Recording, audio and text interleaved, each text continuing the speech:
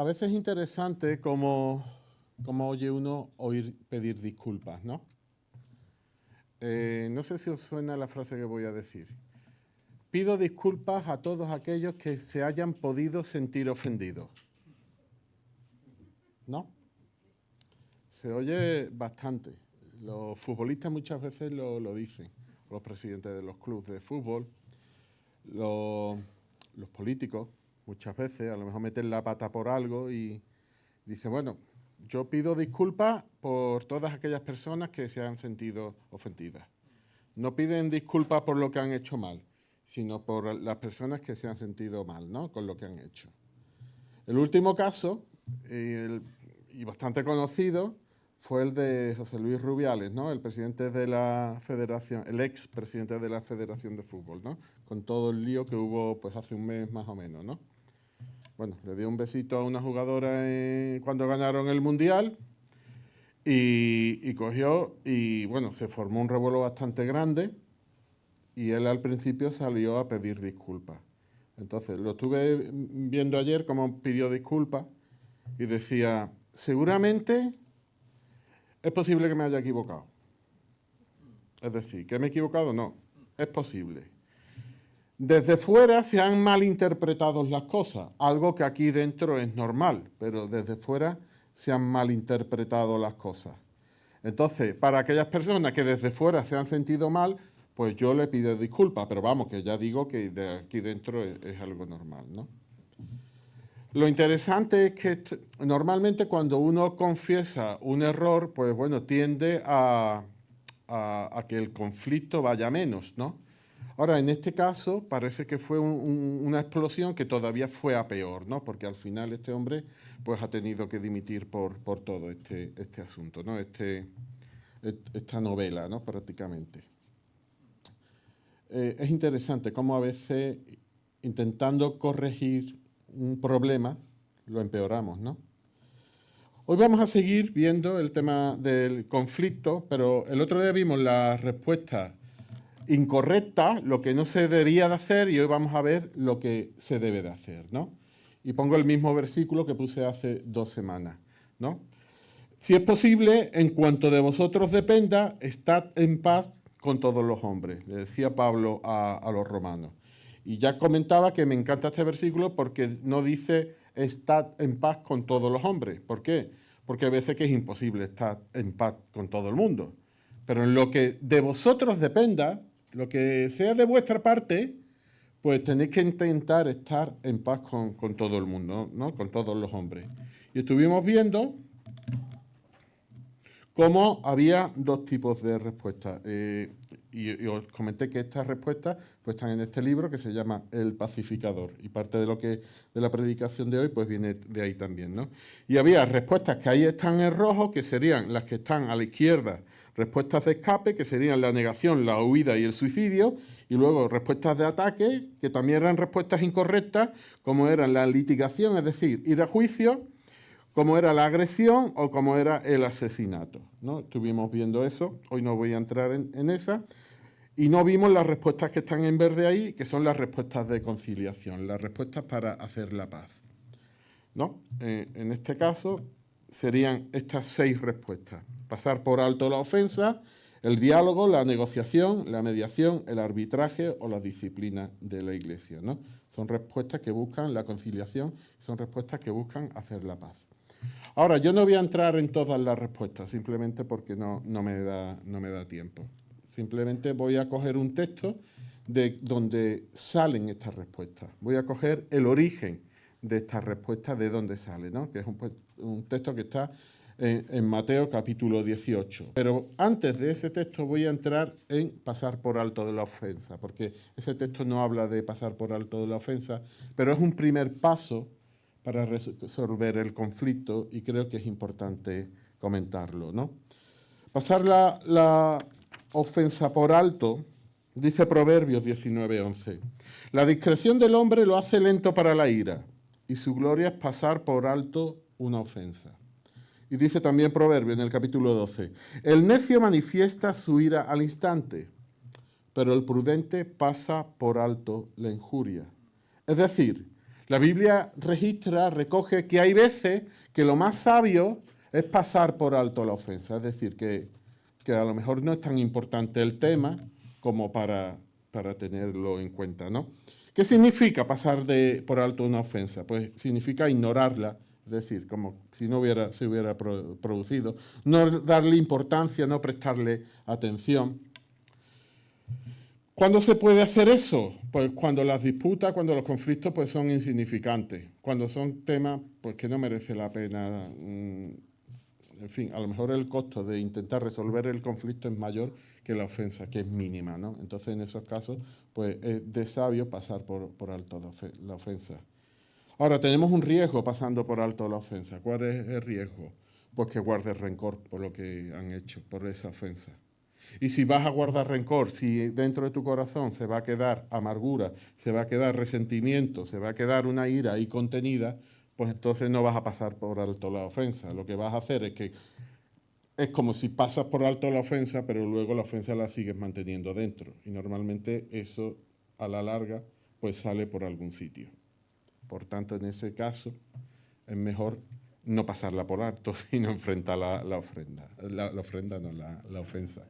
La ofrenda es otra cosa. Ahora nos vamos al texto de Mateo que habla sobre el tema de la conciliación. Y lo interesante es que Cristo lo que nos marca es un proceso. Es un proceso y este texto viene a la pregunta de los discípulos diciendo cuál será el mayor de los reinos de los cielos. Es decir, ellos tenían inquietudes por saber quién iba a ser el más importante allí en el reino de los cielos, ¿no? Entonces Cristo, pues, durante este capítulo, pues explica lo que significa ser mayor en el reino de los cielos. Y en este contexto de ser mayor o menor, que es motivo de muchas ofensas de quién es mayor, ¿no? Pues dice esto. Y viene a decir lo siguiente, Mateo 18, versículo 15. Lo tenéis ahí.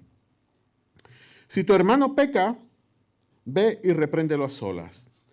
Si te escucha, has ganado tu hermano. Pero si no te escucha, lleva contigo a uno o dos más, para que toda palabra sea confirmada por boca de 2 o 3 testigos. Y si rehúsa escucharlo, dilo a la iglesia.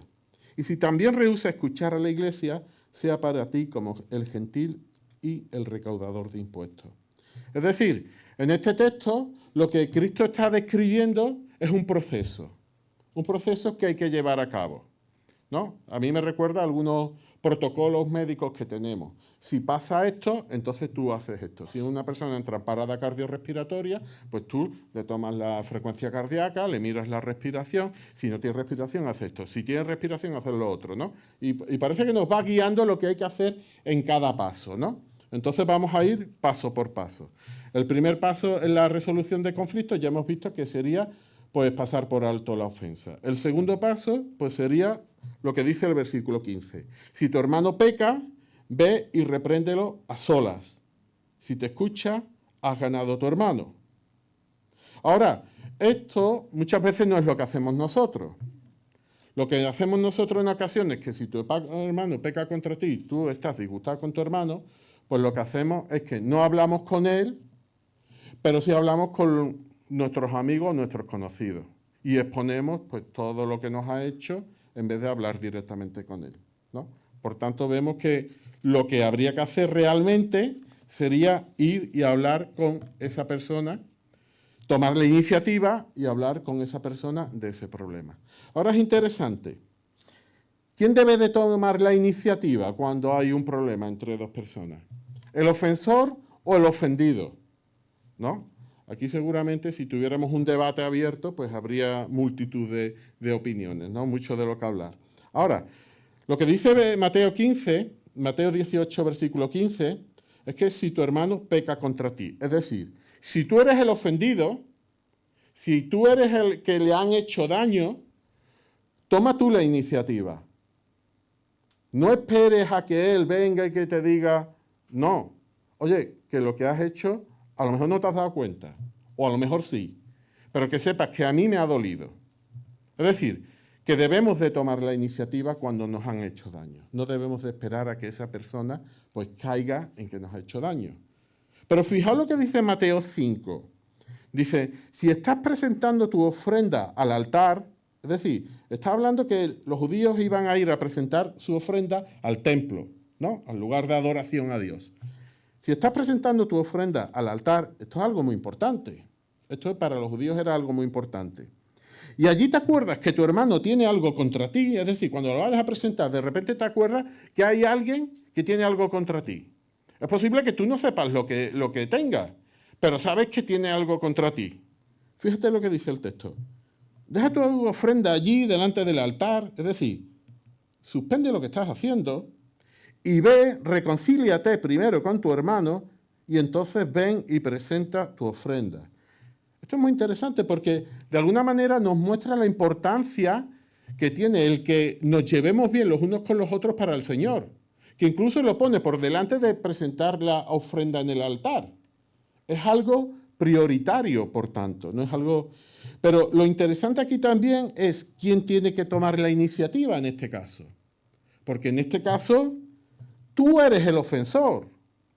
A lo mejor no sabes exactamente qué ha pasado, por qué esa persona está ofendida, pero sabes, tú has notado que esa persona tiene algo contra ti, la relación se ha deteriorado. Es posible que no sepas el por qué. ¿Y quién tiene que tomar la iniciativa en este caso, incluso antes de ir al templo o antes de ir a la iglesia? Pues tú también. Es decir, cuando se produce un conflicto, la iniciativa, podríamos estar discutiendo quién tiene que tomarla mucho tiempo, pero la Biblia es clara en ese sentido.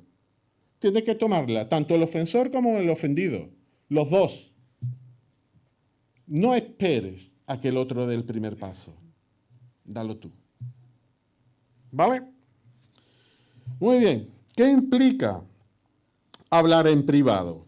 Pues también va a implicar una confesión. Antes estábamos hablando del problema de Rubiales con la confesión que tuvo, ¿no? Si alguien se siente, decía este hombre, si alguien se siente dolido, pues le pido disculpas. Vamos a ver. Eso es una buena manera de no confesar nada. Confesar algo significa reconocer que tú has hecho algo mal. Otra mala manera de confesar algo, que muchas veces lo hacemos, es confesar algo y decir luego una palabra que tiene una capacidad de borrar lo que antes se ha dicho, que es la palabra pero. Es decir, es verdad, yo he hecho esto mal, pero es que tú has hecho esto y esto y esto. Entonces, lo que la otra persona recibe es lo que ella ha hecho mal, no tu confesión. Entonces, eso es algo importante, que cuando vayamos a confesar algo, pues seamos sinceros y nos centremos en lo que nosotros hemos hecho mal, no en lo que otros han hecho mal. Seguro que los otros han hecho cosas mal. Siempre los conflictos normalmente son cuestión de dos. Pero tenemos que centrarnos, si realmente queremos resolver el conflicto, en lo que nosotros hemos hecho mal, no en lo que ha hecho mal el otro. Dice el Salmo 36, 1 y 2, y aquí tenemos un problema, ¿no? Para confesar lo que nosotros hemos hecho mal. Dice el pecador, ser impío lo llevo en el corazón. Es decir, es como si dijera, bueno, yo es que soy pecador, ¿no? Y de un pecador, ¿qué vas a esperar? Cree que merece alabanzas y no haya aborrecible su pecado. Esto es muy interesante. Es decir, normalmente somos muy objetivos, por decirlo de alguna manera, a la hora, o muy exigentes, quizás sea una palabra más adecuada, a la hora de ver el error de los demás. Ahora, ese mismo error en nosotros nos aparece menos aborrecible. ¿Por qué? Porque somos pecadores, porque es que, hombre, yo no soy perfecto. Y como no soy perfecto, pues a veces cometo errores. Ahora, ese mismo error en otro, igual eres mucho más exigente, ¿no? Y es interesante porque el autor del Pacificador habla de una regla que a mí me llama mucho la atención, la regla 60-40. ¿En qué consiste la regla 60-40? La regla 60-40 resulta que cuando hay un conflicto, lo habitual no es que una persona crea que es completamente culpable al 100% del problema y la otra al 0%. Lo habitual es que tú creas que tú eres culpable al 40% del problema, del conflicto, pero la otra persona es culpable en un 60%. ¿Qué significa eso? Que es más culpable que tú. Por tanto, la culpa mayor es del otro. No tenemos esa tendencia a no ver nuestro pecado tan aborrecible como el de otras personas. Somos muy exigentes para otros, pero no tanto para nosotros mismos. Por tanto, esa confesión debería reconocer realmente nuestra culpa en el problema y no centrarnos en el otro. Y dice Gálatas 6:1, si alguno se ha sorprendido en alguna falta, vosotros que sois espirituales, restauradlo en un espíritu de mansedumbre, es decir, siendo mansos, pacíficos, mirándote a ti mismo, no sea que tú también seas tentado. Es como decía Cristo, no mires la viga del otro, no mires la paja del otro y tú tienes una viga en el ojo. Tenemos que mirarnos primero a nosotros mismos. Cuando vayamos a resolver un conflicto, nuestra mirada tiene que estar en nosotros. También en el otro, pero si lo hacemos en el otro, tenemos que restaurarlo con espíritu de mansedumbre. Muy bien, ese sería, por tanto, el segundo paso. Primer paso, pasar por alto la ofenda. Segundo paso, hablar las cosas en privado con la persona que te ha ofendido. Nos vamos al tercer paso. Y dice Mateo 18, pero si no te escucha, y seguimos con la evolución, lleva contigo a uno o dos más, para que toda palabra sea confirmada por boca de 2 o 3 testigos. Es decir, si no te escucha, busca a un par de personas o a 3, para que de alguna manera hagan de intermediario entre los dos, ¿no? Para intentar buscar la paz. Ahora, yo cuando leía esto, yo decía, bueno, esta es una buena forma de solucionar un conflicto. Lo único que pasa, que si yo tengo un conflicto con alguien, pues yo cojo a fulanito que es amigo mío, al otro que es amigo y lo conoce. Pero claro, si tú coges a 2 o 3 que están de tu parte, pues tenemos un problema. Cuando tengamos que buscar testigos, pues tienen que ser personas neutrales, tienen que ser mediadores, ¿no? El viernes hablábamos de cómo Cristo es un mediador de un mejor pacto. Y cómo los profetas y los sacerdotes del Antiguo Testamento eran mediadores imperfectos. ¿Por qué? Porque eran hombres, pero no eran Dios. Y cómo necesitábamos un mediador que fuera perfecto, que fuera completamente hombre, un representante de los hombres, pero al mismo tiempo completamente Dios. Es como si coge y juega el Barça con el Madrid y pones a un árbitro que es de Madrid. ¿No? Los madridistas podrían decir, bueno, pero es que puede ser del Atlético de Madrid. Seguramente los del Barça no estarían muy contentos, me da a mí la impresión. Los mediadores tienen que ser, por tanto, neutrales, tienen que ser imparciales. Y además, dice 1 Corintios capítulo 6, para vergüenza vuestra lo digo. ¿Y de qué está hablando? Está hablando que había cristianos en Corinto que en vez de resolver los problemas dentro de la iglesia, los llevaban a juicio. Y Pablo le está diciendo, ¿y esas cosas no las podéis resolver en la iglesia en vez de ir a juicio? Y dice, para vergüenza vuestra lo digo.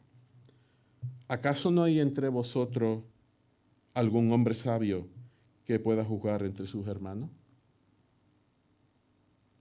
No hay entre nosotros nadie que sea sabio, que sea maduro espiritualmente para poder ser un mediador entre las personas que tienen un conflicto. Muchas veces nos olvidamos de esto, ¿no? Pero la respuesta es que sí lo hay. Hay hombres que son imparciales, hombres y mujeres, y que son también sabios y que son maduros espiritualmente. Por tanto, este sería el tercer paso, buscar uno o dos testigos. Ahora continúa el proceso y dice, y si rehúsa escucharlos, dilo a la iglesia. Claro, ahora ya estamos en el ámbito de la iglesia, ¿no? Estamos hablando entre hermanos. ¿Qué significa llevar un problema a la iglesia? Pues yo también antes pensaba, bueno, pues llevar un problema a la iglesia, pues puede ser, pues esta iglesia no tiene tiempo de compartir, pero de donde yo venía sí había tiempo de compartir. Puede ser, y yo no lo veía bien, digo, porque eso puede ser en el tiempo de compartir que salga alguien y decirle, pues yo tengo un problema con periquito de tal, me ha pasado esto, en fin, eso significa llevarlo a la iglesia, ventilar el problema a todo el mundo, incluido las personas que nos puedan estar visitando, que puede ser un tema confidencial. Pues evidentemente no. Eso iría en contra de los principios bíblicos, ¿no? ¿Qué significa llevar el tema a la iglesia? Pues significa que la iglesia, según la Biblia, tiene autoridad. Y tiene autoridad que es vinculante para los creyentes. Dice Hebreos 13, 17, obedeced a vuestros pastores y sujetaos a ellos, porque ellos velan por vuestras almas, como quienes han de dar cuenta. Permitidles que lo hagan con alegría y no quejándose, porque eso no sería provechoso para vosotros. Es decir, lo lógico, si al final de este proceso, bueno, al final, lo lógico es que si hablas con esta persona con quien tienes un problema y no os ponéis de acuerdo, si buscas testigos que sean sabios, que sean neutrales, que sean imparciales, maduros espiritualmente, y tampoco os ponéis de acuerdo, lo lógico es que vayáis a la iglesia, intentéis buscar una mediación o un arbitraje por parte de la iglesia. Y que las personas de la iglesia, que están en autoridad, pues pongan unas normas para solucionar el conflicto. Y a veces no somos conscientes de la autoridad que tiene la iglesia.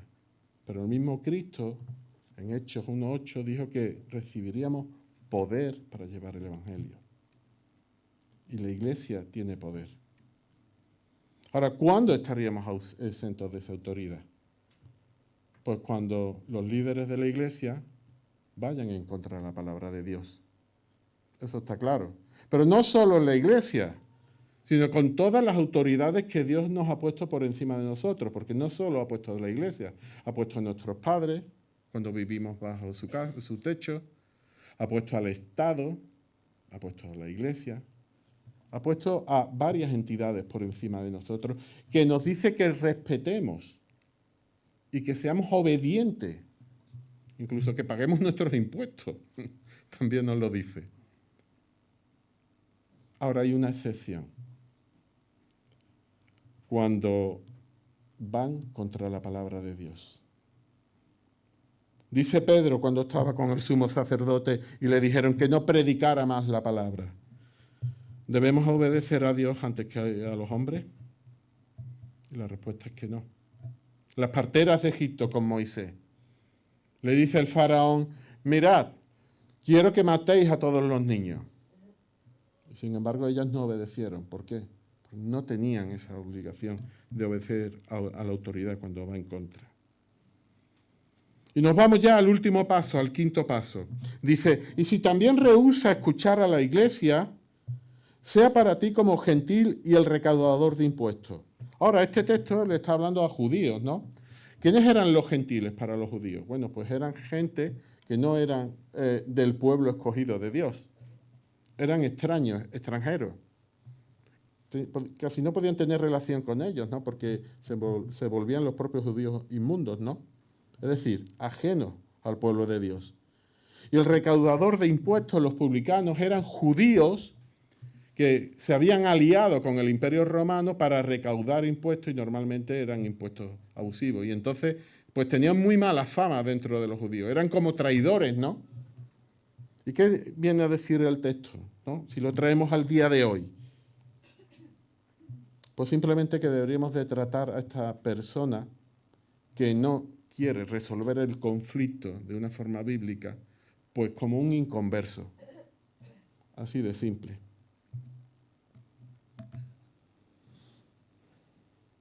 Dice Dietrich Bonhoeffer, nada es tan cruel como la ternura que consigna a otra persona su pecado. Nada puede ser más compasivo que la severa reprimenda que llama un hermano a alejarse de la senda del pecado. Es decir, es una paradoja. Lo que en un principio puede parecer algo cruel, como puede ser una reprimenda, en realidad no es una reprimenda lo cruel. Lo cruel es no hacer nada. Lo cruel con los hermanos, con nuestros hijos, es dejarlo que hagan lo que quieran y olvidarte y mirar hacia otro lado. Dice el Señor que Él a quien ama disciplina. Lo cruel es no hacer nada. Lo compasivo es intentar buscar, corregir a las personas.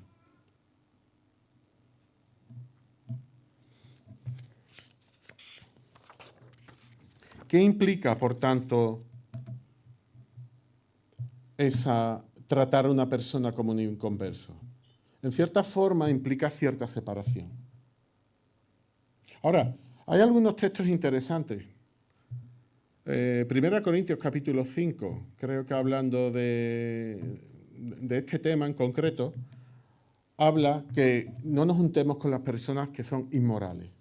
Y dice Pablo, pero no con los inmorales que no han conocido al Señor, porque entonces tendréis que salir del mundo. Con eso sí os podéis estar. Ahora, no os juntéis con aquellos que, llamándose hermanos, pues son inmorales, digamos, de forma consciente. Y dice, con esos ni aun comáis. Muchos de vosotros conocéis el pasaje. ¿Qué significa esto? ¿Significa que con aquellas personas que han venido a la iglesia ni siquiera podemos comer? Hay personas que llevan esto a ese extremo. Por ejemplo, los testigos de Jehová, según tengo entendido, las personas que salen de los testigos de Jehová ya no tienen ninguna relación con ellos. Para mí es interesante lo que dice en segunda Tesalonicenses, y está relacionado con el texto de 1 Corintios. Fijaos lo que dice. Y si alguno no obedece nuestra enseñanza, en esta carta, está hablando Pablo, señalad a tal y no os asociéis con él, es decir, separaos de él para que se avergüence. Sin embargo, no lo tengáis por enemigo, sino amonestadle como un hermano.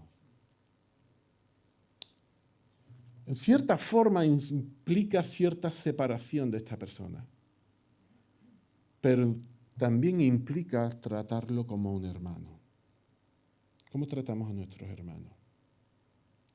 Yo creo que tratamos a nuestros hermanos, una de las características es que el amor cubre multitud de faltas. Es decir, tú puedes discutir con alguien y a lo mejor te dura el enfado mucho tiempo, pero tú discutes con tu hermano y lo normal, habrá de todo, pero lo normal es que al día siguiente hayáis hecho las paces. ¿No? Por tanto, tenemos que tomar un papel activo en estos casos. Cierta separación de tratarlo como un inconverso, y eso deberíamos de plantearnos en la iglesia, qué pueden hacer los conversos, qué pueden hacer los inconversos, porque esta persona que teóricamente es cristiana, deberíamos de tratarlo como un inconverso si no acepta solucionar el conflicto, pero al mismo tiempo deberíamos de tratarlo como un hermano. ¿Y qué más implica? ¿Cuál es el fin de esto? ¿Como nos ha traicionado, lo echamos a la calle? No. El fin de esto es la restauración. El fin es que Dios obre en su vida de forma que pueda arrepentirse de sus pecados y pueda estar en comunión. Dice Lucas, tened cuidado, si tu hermano peca, repréndelo, y si se arrepiente, perdónalo. Y si peca 7 veces al día y vuelve a ti 7 veces diciendo me arrepiento, perdónalo. Ahora, esto es fuerte para nosotros. A lo mejor lo leemos aquí, como estamos acostumbrados al ámbito eclesial, pues no sabemos este versículo. Ahora, en nuestra vida diaria, cuando una persona hace algo malo contra nosotros y nos pide perdón, decimos, no te preocupes, te perdono, no pasa nada. Cuando al poco tiempo hace lo mismo y nos pide perdón, decimos, no te preocupes. Y pensamos dentro, ya van 2. Y cuando lo vuelve a hacer, pues seguimos con nuestra cuenta, ¿no? Pero no es lo que dice este texto. Dice este texto, si tu hermano peca, repréndelo y si se arrepiente, perdónalo. ¿Cuántas veces? 7 veces. 7 veces sabíamos que para los judíos era un número indefinido, ¿no? Es decir, hay otro texto que dice 7 veces 7. ¿Cuántas veces tendríamos que perdonarlo? Pues las veces que Cristo nos perdona a nosotros. Es así de simple. ¿Cuántas veces pecamos nosotros contra Dios? Pues yo no lo sé.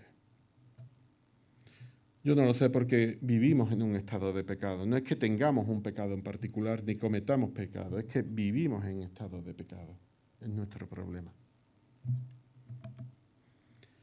Por tanto, la motivación que nos debe de llevar no son el número de veces que se equivoca otra persona, sino el ejemplo de Cristo. No debemos de centrarnos en esa persona, nos debemos de centrar en Cristo. Dice Colosenses capítulo 3, soportándoos unos a otros y perdonándoos unos a otros. Si alguno tiene queja contra otro, como Cristo os perdonó, así también hacedlo vosotros. Y sobre todas estas cosas, vestidos del amor, que es el vínculo de la unidad. Y el texto habla de cómo Cristo nos perdonó. Y yo creo que esa es la clave. ¿Cómo nos perdonó Cristo? Es interesante porque Cristo, para que el perdón sea completo, necesita una confesión y un arrepentimiento. Cuando nosotros nos convertimos a Cristo, de alguna manera confesamos nuestros pecados y reconocemos que somos pecadores. Pero es muy interesante porque cuando Cristo estaba en la cruz y lo matan los romanos, a propuesta de los judíos, casi las últimas palabras que dice es, Padre, perdónalos porque no saben lo que hacen. Y cuando Esteban es apedreado también por los judíos, lo que viene a decir es, Padre, perdónalos porque no saben lo que hacen. Y entonces, ¿cómo integramos el aspecto de un perdón con confesión, con arrepentimiento y un perdón genérico, como ofrece Cristo? ¿Los romanos y los judíos fueron salvos cuando Cristo dijo eso? No, no fueron. Pero la actitud de Cristo era de perdón, de no guardar rencor hacia lo que le habían hecho y de buscar su restauración, de buscar lo mejor para esas personas. Como Cristo nos perdonó, así debemos de perdonar nosotros. Debemos de buscar el arrepentimiento. Debemos de buscar el arrepentimiento. Y para que el perdón sea completo, debería de haber una confesión y un arrepentimiento de la persona que nos ofende. Pero nuestra actitud, mientras eso pasa, no puede ser el rencor. Debe ser buscar la restauración de esa persona, buscar lo mejor para esa persona. Ahora, esto es una tarea compleja, difícil, porque cuando nos hacen daño no nos sale ese amor tan fácilmente. Solamente sale a través de la obra del Espíritu en nuestras vidas, porque el amor es un fruto del Espíritu. Que el Señor nos ayude a tener amor por todos. Vamos a orar.